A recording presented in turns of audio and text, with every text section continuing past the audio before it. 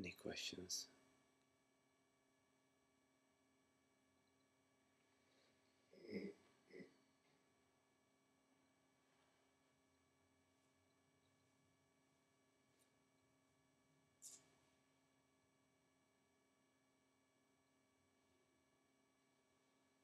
Question?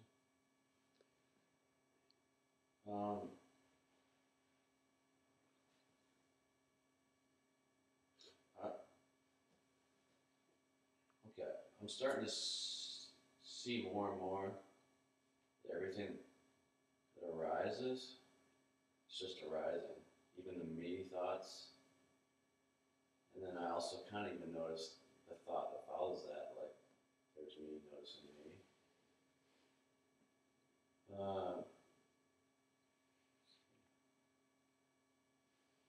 Now this thing that's noticing before the commentary.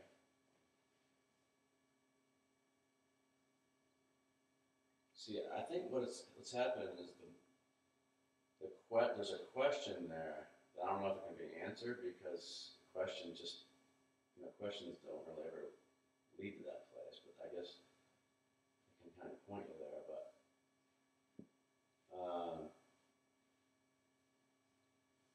it's almost like that place before the commentary, whatever that. I say a place, but I know it's not a place, right?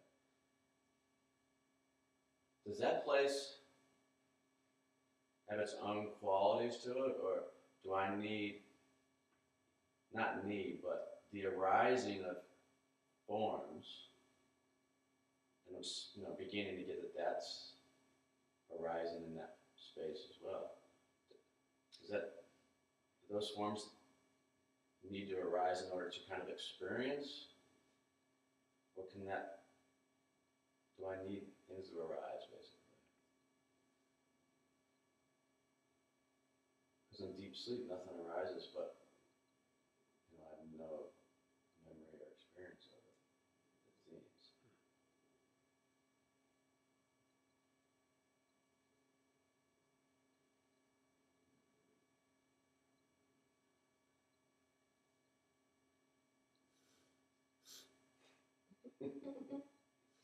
I'm not sure I understood. You don't understand? No, what Well, arises? perception arises, sensation arises, experience arises, this arises. Everything. Do Right. I need things to arise? In deep sleep, nothing arises. Do I need this to arise? And before the commentary arises, there is an arising of a certain experience. Do I need this experience to arise? Is that? Yeah. Yeah. Because I understand intellectually and maybe even some level experientially that before anything arises, that's kind of, everything comes from there. But it almost feels like because of that, I'm maybe feeling a little bit better. But I'm feeling better on the form, through the form necessarily, and I don't necessarily experience the nothingness, I guess. It doesn't seem like I experience, or anything is. Basically, I'm asking if there's a quality to that you can sense, or whatever the word you use for it. You understand?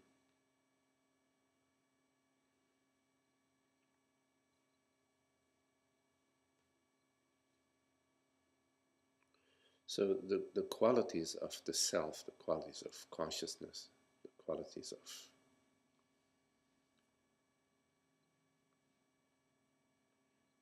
the absolute, which are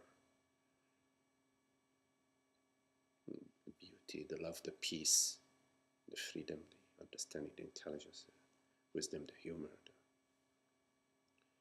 the empathy. These qualities, the qualities of the self, do not lie in the world. They do not lie in the experience. They are beyond. So certain experiences sort of trigger or tickle the qualities of the self. For example, looking at a beautiful sunset or being in nature will trigger the beauty of the self.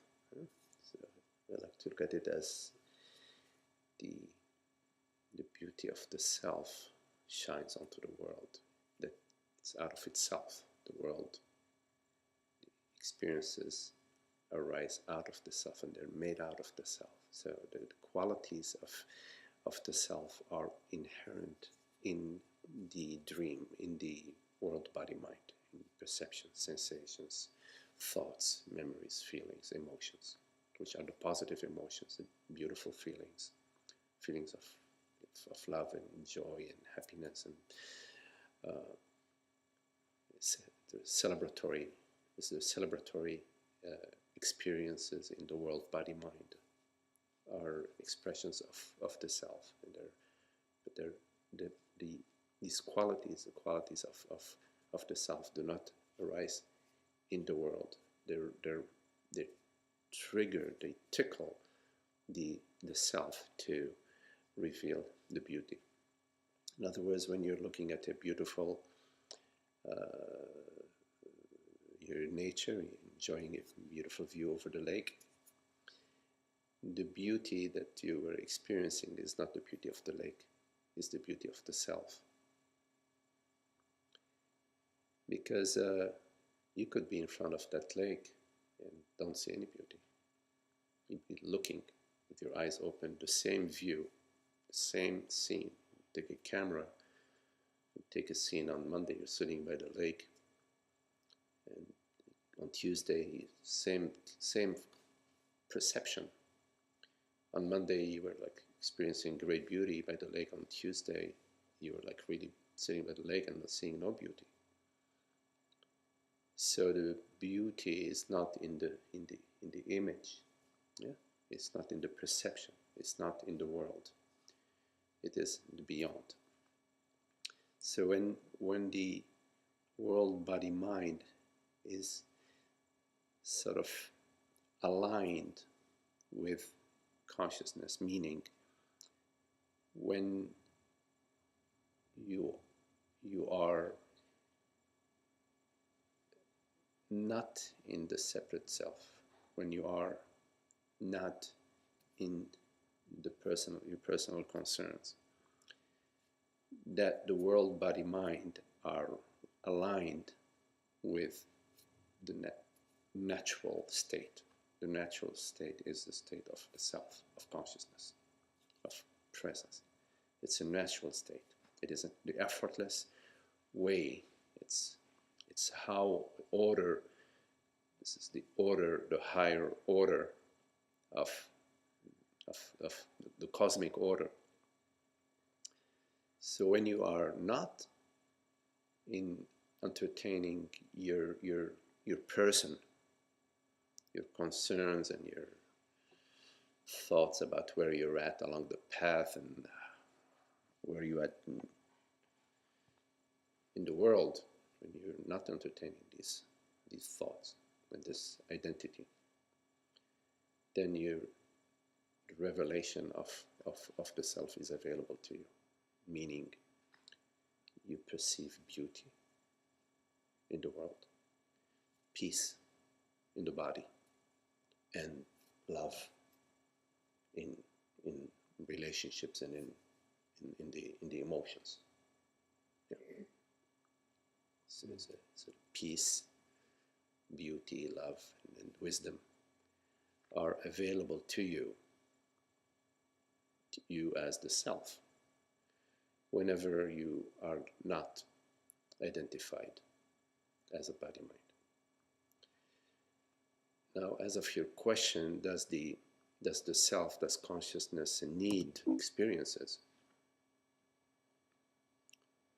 The self is complete freedom. It's the freedom of God, yeah? It's the freedom of consciousness. There is no higher order. There is no reality above the reality of the self.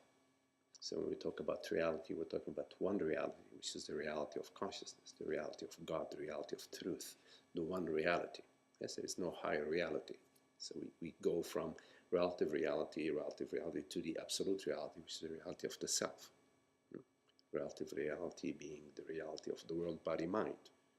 But when we contemplate the reality of the world, body, mind, we realize that there is a higher reality than the reality or the impression of the world, body, mind, which is the reality of consciousness. Yes, right. So the higher reality. Yes, higher reality has no reality above it. Whenever there is no higher order above that order, that means freedom. Yes, that if there is a higher reality to it, then it's not complete freedom yet. So the main quality, if you can say, quality of the self is freedom, happiness, freedom, peace. But freedom is a core quality of consciousness, let's say, again, within the realm of language. So there is nothing that the self needs. But obviously, the self loves to experience, loves to celebrate. The world, body, mind as celebration of the self, celebration of consciousness. This is the Maya. I think it's referred to as Maya. Yeah, this is Maya. Yeah. It's not suffering. It's not ignorance. Ignorance is when there is identification with a form. So when there is this identification with the form, then there is the whole conversation about needs. Of course, then you need experiences to make you happy, but of course, these experiences do not deliver real happiness. They deliver teeny tiny samples, teeny tiny droplets, if any, of happiness. True happiness is not delivered through any experience.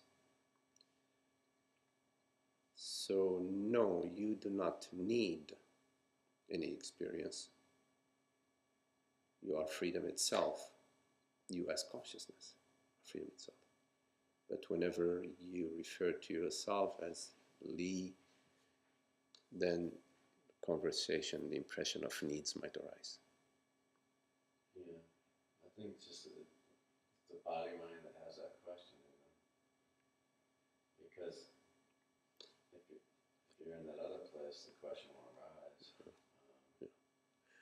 Well, all questions are questions of the self, from the self. There are no other questions, because there is no other reality that can pose any real question. So all questions arise from the self. It's the game of the self to forget herself and then remember herself. So it's a process of remembering through asking questions. Yeah, I mean, but sometimes questions, or at least lately, in the beginning, of course, but questions now seem to be more hindering. Mm-hmm. Well, if they're hindering, then why even entertain them? It seems like it needs to be it like keeps on coming back. Okay, then there is something in there. Yeah. Even if these questions will lead you to the understanding that none of these questions is relevant, that's an understanding that you need to go through by asking these questions. Yes.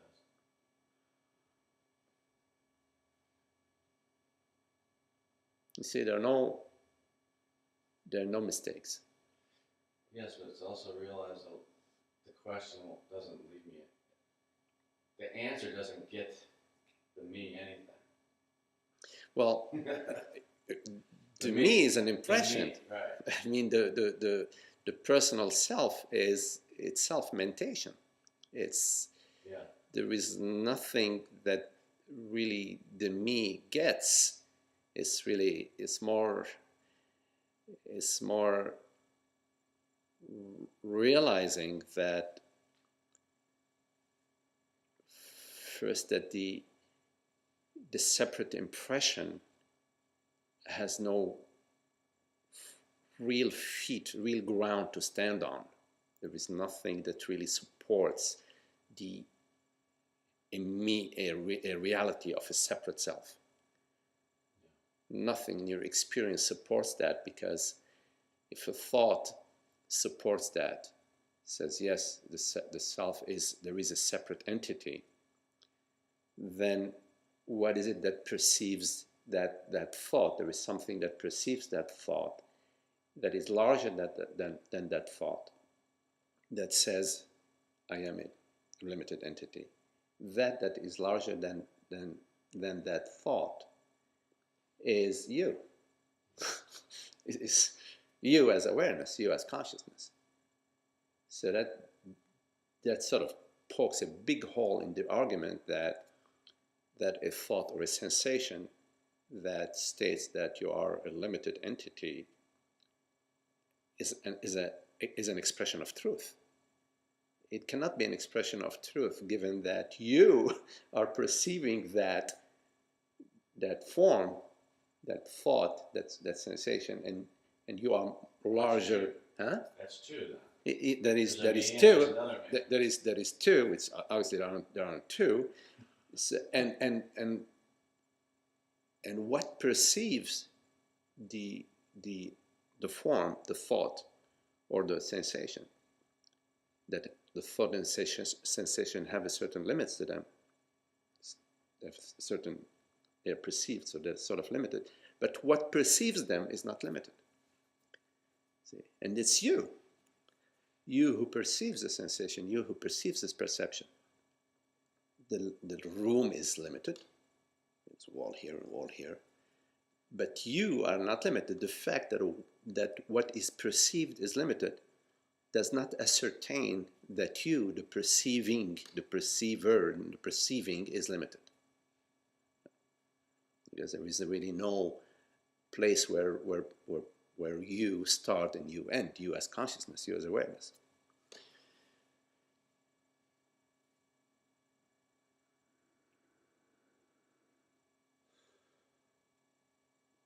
So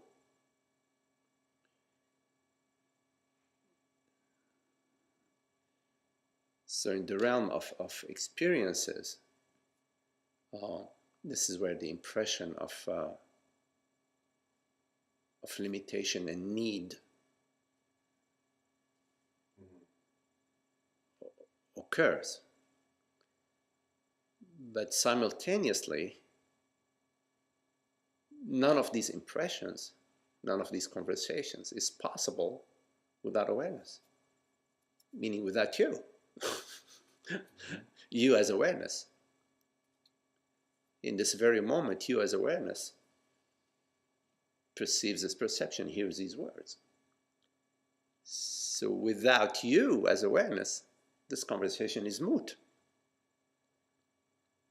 And although the conversation is in time and space, you, awareness, is not in time and space. So you're perceiving, let's say, time and space event, but you are not perceived, yet you are. I mean, there's undeniably you are, but you are not as a perception. Yeah. That's the little thing right there. Because I'm not perceived. Right. You're not perceived, and yet you are perceiving. And because I guess my whole life or eternity, seems like even some of the wording in this teachings, not your teachings, but in general, kind of make it seem like there's something to perceive. But that you are a perceived form. You know, even the consciousness is a perceived. I mean, they don't say it directly, but it's a sneaky. The mind sneaks. Mm-hmm. Yeah. Well, whatever is perceived is in one way or the other a form, a mentation. It's a mind event. Whatever is perceived, you want to call it consciousness, you want to call it whatever is perceived. But whatever is perceived requires perceiving. Even if it's whatever it is, whatever you lay on the screen. If it's an ant or if it's a largest, you know, still that implies a perceiving, Yeah. which is you. Because what's the significance of any perceiving without you? You are the perceiver. You've never not been the perceiver or the knower or the awareness. Anything that you can ever point to requires you and implies you. Not you as something that's perceived. You as the reality. You as the reality of consciousness, the reality of presence, the reality that out of which this event is made.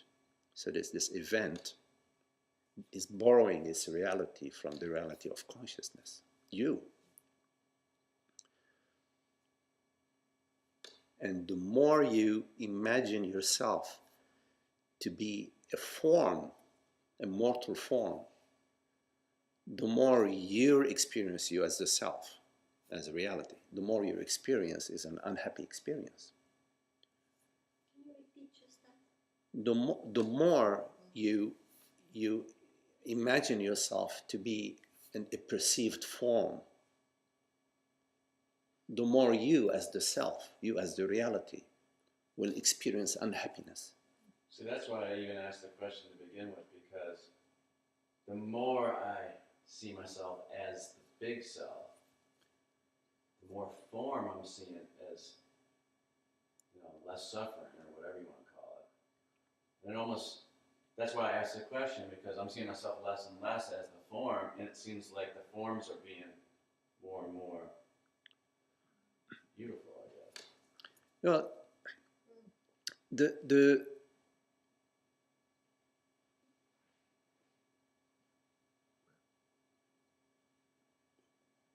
as you relax in presence, which is effortless, presence is there. Relaxation takes no effort. Effort is in moving towards. Relaxing is more like it's the opposite of effort. So as you relax in the self, in presence, the world, body, mind relaxes with you. Because the world, body, mind are your dream.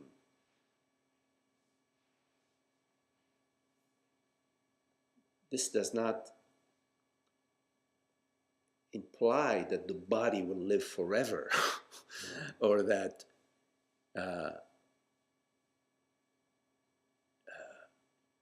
suddenly the rusted car that you owned you'll wake up and it's a Maserati sitting outside of your driveway. But in other ways, in very sweet ways, the world, body, mind shifts and relaxes and There's nothing becomes material changing. Nothing material. well. I'm just noticing Even that subtle will things. well. But that may change You can too. yes. And that'll be fine, Yes. but Yes. that doesn't matter because It, prior to that, those things didn't do anything. Right. It doesn't matter because the peace and happiness and the freedom is not delivered by the world. No. It's not delivered by the body, by the mind, by Anything relation, by outside. anything. It is innate. It is not delivered by the world, body, mind. Only the self is that, and that is what you are. The revelation that is what I am delivers, releases the veils that caused you to imagine your happiness to be the happiness of the body or the happiness in the world or the happiness in the mind. And you know, it's a small thing, but like you said, it's a reflection. The small things, like little, it's almost like the simple things are really important, not important, but that's what it's hard to explain, but like little simple things are like so significant now sometimes. Mm-hmm. Simple things. Yeah, you, you become more attuned, more transparent, more sensitive, more, when you're contracted in the me, there are like filters around you, like they're like dense. You're looking at the world through a lot of screens upon screens and conditions, and so as you're relaxing in the reality of presence, it is an openness, and so yes, a lot of uh, the subtleties of the dream world will will be noticed, and so the sweet and the less sweet, the happy and the unhappy, and you will be able to much easily navigate. Obviously, you will be drawn towards the happiness, and not to be repeating the old unhappy patterns. There's always some sort of personal fear. Well, all fear is personal. There's always some sort of fear in the patterns, in what you're repeating. If you look behind it, and you will start to discern that as you're relaxing, you start to discern, gee, I'm doing that out of fear. There is So when I'm doing something out of fear, I am nourishing the fear. Yeah. And it's almost like you can see the choices you make a little. I'm starting to see the choices that I make along the way that jumps into the angst and stuff. Yes. They're habitual patterns. They're habitual, but I'm starting to see where I Yes. You start to see them, and then then there is a possibility of experimentation. You say, well, maybe let me try not for this time. Happens. Yeah, for this time, let me try not to, do that. See what goes. You experiment, but when you're noticing that there might be you're doing something out of angst or out of fear. It's an easy experiment for you to say, well, let me skip it for this time, because anyway, what you're skipping is an unpleasant. Because before it was such a habit, you're in it, you're gone, but now it's like I don't want to go down that path. It doesn't feel good. Yeah, right. It's getting easier. Yeah, so you're skipping the unhappiness, and so that should be easier to skip the. You think it would be easy for all of us to just skip the unhappiness, but somehow along the way we chose to jump into it. Yeah, well. Is it just habit? Habit, and yeah, of course, there are habits. I mean, right now I have a pattern that just noticed that makes me very unhappy. I made a decision today that every night I turn on the TV.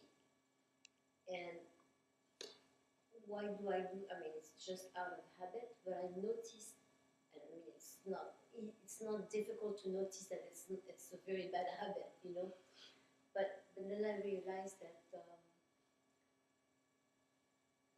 of all the limitation that it's bringing in my life, the lack of sleep and the not attending what I have to attend in the evening and stuff like that. But I'm wondering,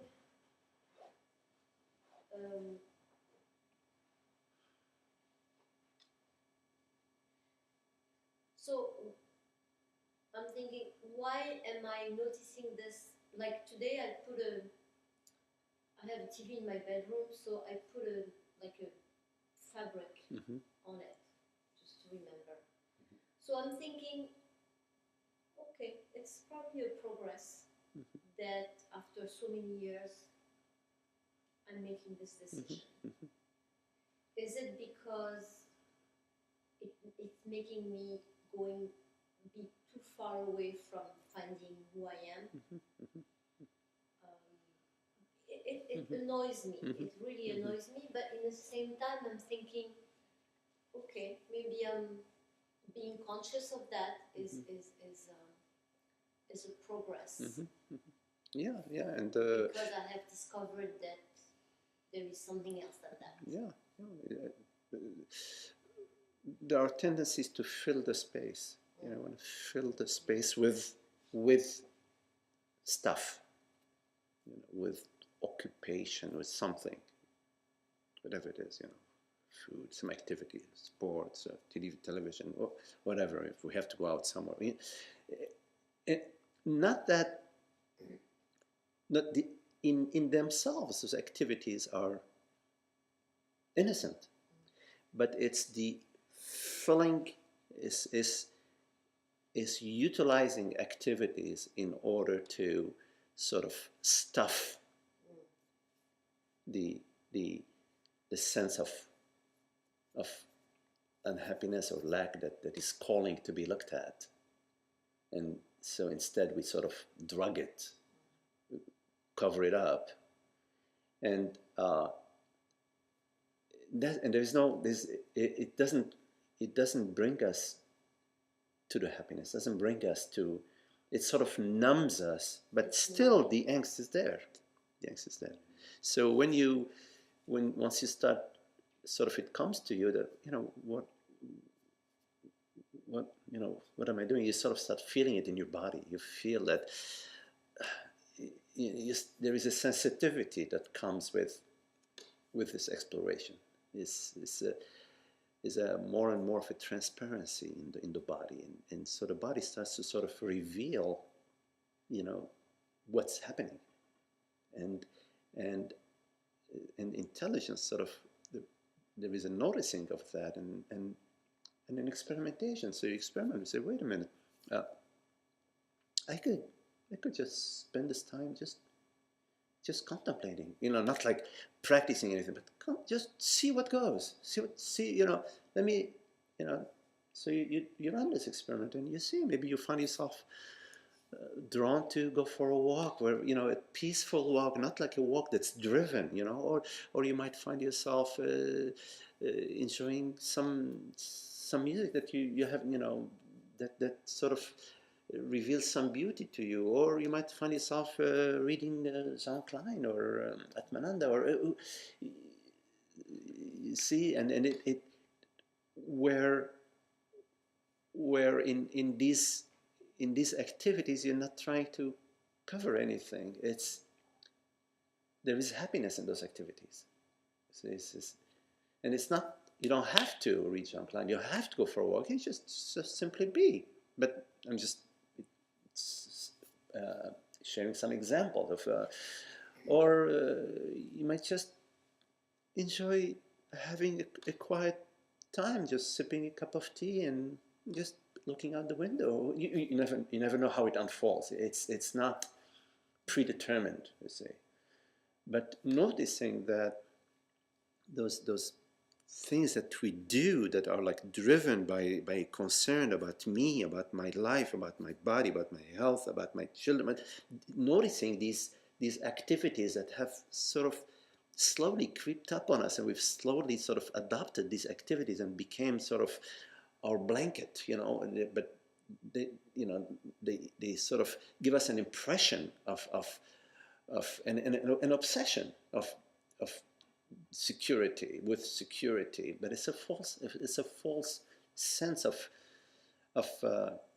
security and happiness. It doesn't deliver that. So yeah, as you notice, you know, these patterns, you can start to experiment with them. You can press the pause button on some of them and trust the exploration, the contemplation, because it's the self contemplating itself.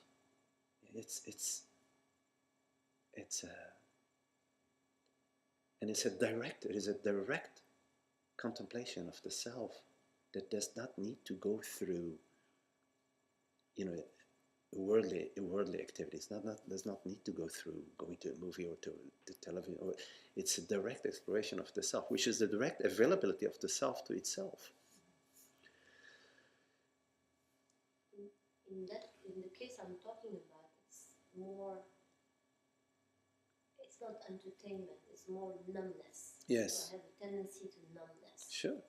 Yeah, I understand. When I'm tired, I understand. when I'm like, So you can get a good night's sleep, go to bed early, get some rest, relax in the in the in the body mind sort of dissolving not in. having to do anything. Yeah, and right, the whole nervous system, the face, the eyes, the shoulders, the legs, the back, just relax, sinking into into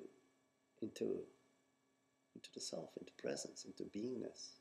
Yeah, and you just to sort of take your time with that. Take your time with that. Not like, okay, now I'm going to go to sleep and wake up.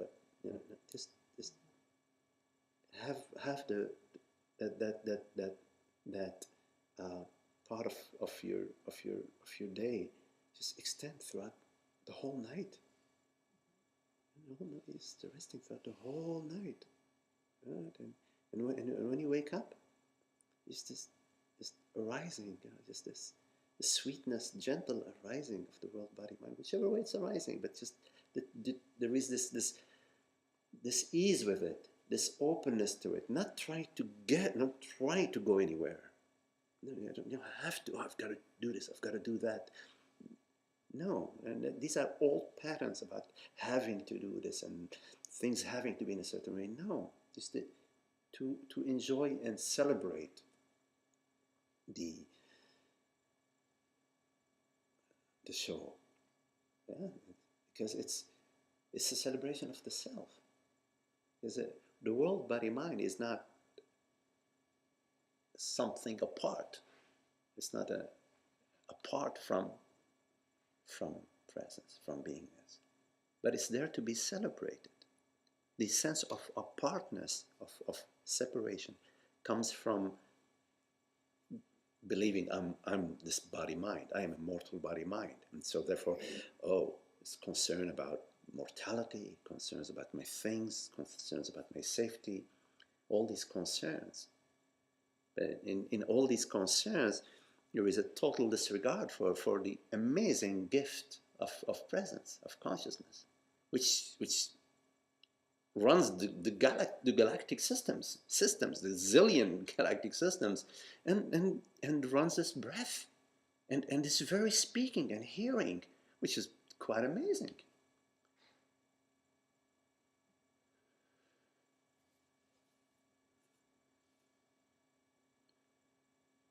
So yeah, and you can enjoy the experimentation. You see, because it's in your freedom. It's your freedom to experiment. You see, it's not like, oh, I have to succeed at it. I'm going to put this thing on the television and that's it, and I'm not going to. No, you're enjoying, celebrating, experimenting, and being open to how it goes, how it unfolds. Because you're open to the beauty, you're open to the happiness, you're open to the love. Openness is freedom. And it does not require that the world, body, mind takes on a certain form. In other words, I am open to be surprised how it goes. I don't know how it will go. And in a way, I don't care. We'll say it's all good. Why it's all good? Because the goodness doesn't depend on how it's going to go. The goodness is there already. It's already good. It's already good, right? Exactly. It's already good because I'm open. I'm openness. So there isn't, oh, it went the wrong way. There isn't a wrong way. You see, once you're approaching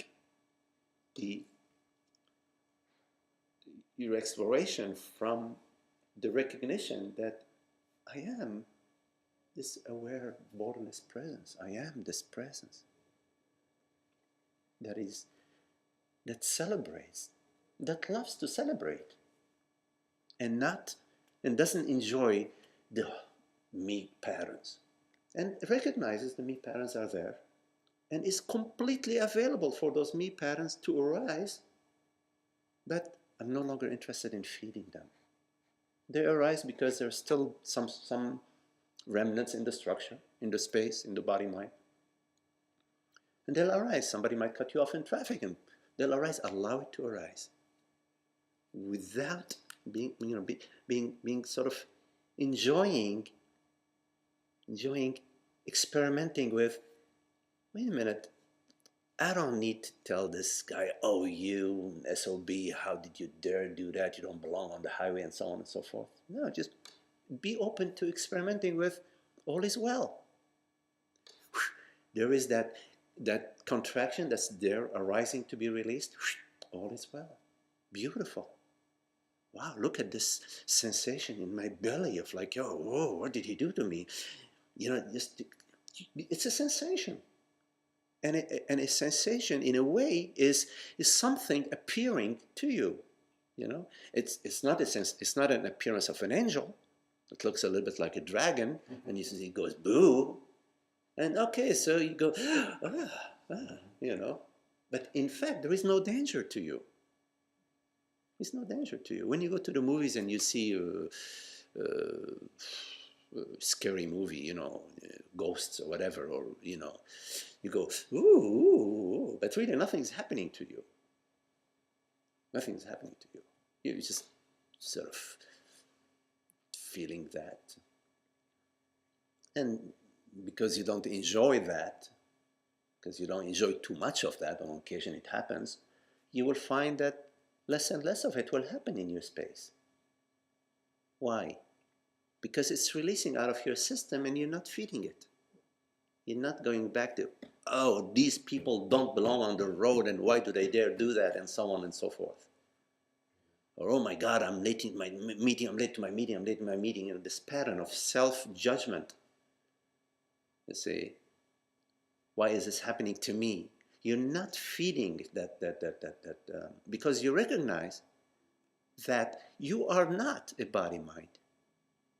That you don't need to continue to mistake yourself or to identify yourself with something that you're experiencing. You're experiencing your body as sensations, as perceptions, as events, So you don't need to identify yourself with something you're experiencing. Because you're not an experience. You are not a form. Why do you need to identify yourself with a form? You see, whatever perceives the form is not a form, which is you. I mean, you hear these words. You hear it's you. I'm not, you as awareness, as consciousness, perceive these words, hear these words, perceives this perception. But you're not a form. A form appears to you. Also, another way to, the way I see those patterns is they are suffering, but I know there is a way to not suffer. Yes. There is a way to separate yourself from that. So that's, in the case of the TV, is like the suffering that I feel in my body. And that you know that there is a way to not get trapped into that. Yes. And what you are, what you truly are, the reality of you, the reality of you is free of the suffering. It's inherently free of the suffering. Suffering is an add-on. It's an add-on. It's like putting on a suit, the suit of suffering, which is a suit of identification. So you recognize that the suffering, what you refer to as suffering, is an impression that's arising to you. You that does not suffer. You that is already inherently pristine and doesn't even know what suffering is. That's what you truly are. is beyond the entire realm which referred to as the world body mind realm of suffering, roller coaster ride of suffering, suffering on, less suffering on, suffering more, suffering less. So the way not to suffer, it's not really a way. It's already there. It's not a way. It's the reality. It is already. It's a gift from God. Non-suffering, the beyond suffering is gifted already to you as what you truly are, as your true self. So it's important in your contemplation of suffering to notice that does not suffer. In the midst of all suffering, there is that does not suffer. That does not suffer is bigger, much bigger than the suffering. But the impression is that the suffering is what's really happening, and that's what's big. But once you turn your attention to that does not suffer, meaning to consciousness, to the awareness that whatever it is that hears these words, you, the true you, not you as a body mind, not you as a man or a woman. You turn your attention to that. It's right there. It's right. You don't even need to turn your attention. It's right there. You are that. And turning your attention to yourself is you cannot get closer than that. That is unmoved. So we recognize that it is unmoved, that right now hears these words, that the reality of this experience is beyond this experience. The reality of this experience is not in this experience. This experience is in this reality. You follow?